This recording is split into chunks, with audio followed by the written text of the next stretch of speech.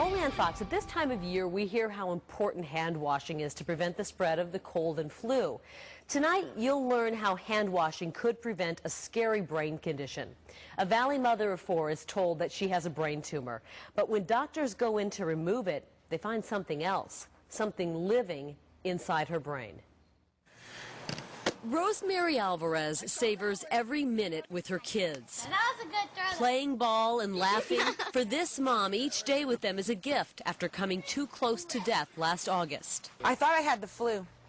I started feeling tired. But within days, this soccer coach and PTA president knew it wasn't the flu. I started feeling numbness in my left arm, blurred vision. I'm still smiling for my kids, but now I can't get out of bed. 2 trips to the ER solved nothing. CAT scan came back normal, no problem. But her husband, George, was scared. She couldn't eat. She could barely walk to the bathroom. So I knew at that point, she was deteriorating really quick. It all came to a head on the first day of school as their kids aged 9 through 17 headed back to the classroom.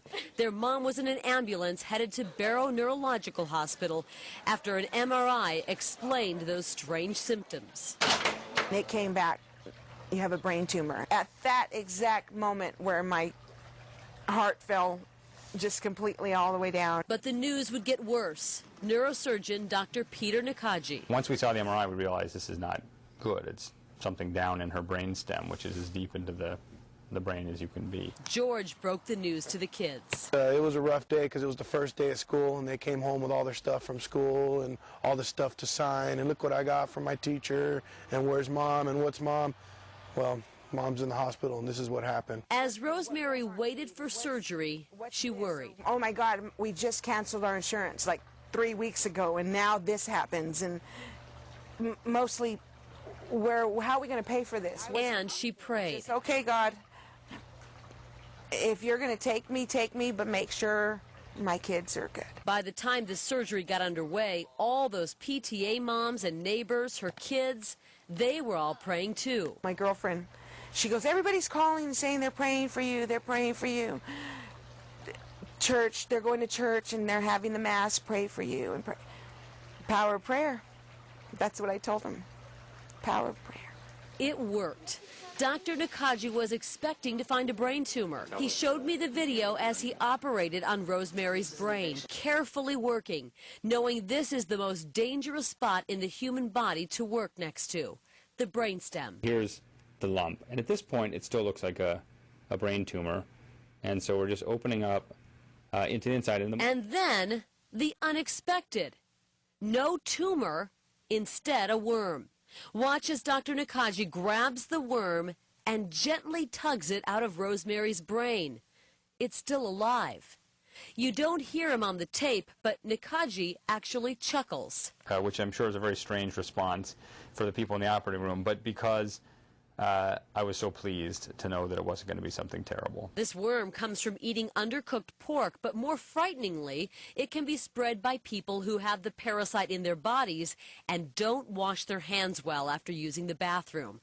That is the problem. And it only takes one person who is spreading it constantly to get a lot of people exposed, and some of those people are going to go on to develop this problem. It's impossible to pinpoint exactly when Rosemary contracted this brain worm. Probably she was one of these very unfortunate people who had somebody handle food for her, that she ingested it, and it got to her brain. What is normally a rare occurrence has become much more common.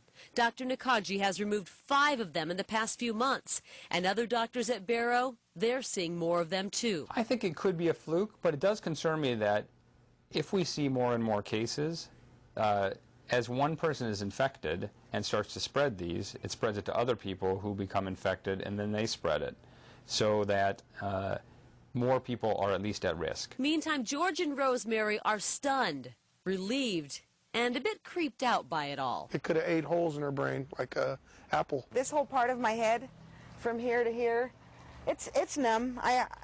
I just learned to live with it. Rosemary shows off the scars. I had to learn to walk, to balance. But Rosemary says the most important thing she learned is how to really live. I was so busy in life with everything else, and sometimes telling my kid, okay, I'll be right there, or hold on, and no, I can't right now, or no, I'm coming, I'll be right there. I'm not going to miss a moment that tell me what's on your mind. It strengthened us again because we almost lost everything. Everything fell apart.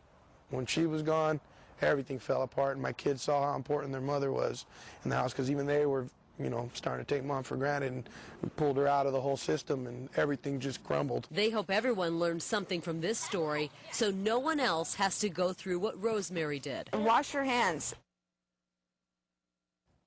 Yeah, that's a pretty simple one. That is how you can prevent this. First of all, don't eat raw or undercooked pork. Wash your hands with soap and water after using the bathroom every time, and especially before handling food. And when you travel to developing countries, be careful to eat in sanitary restaurants.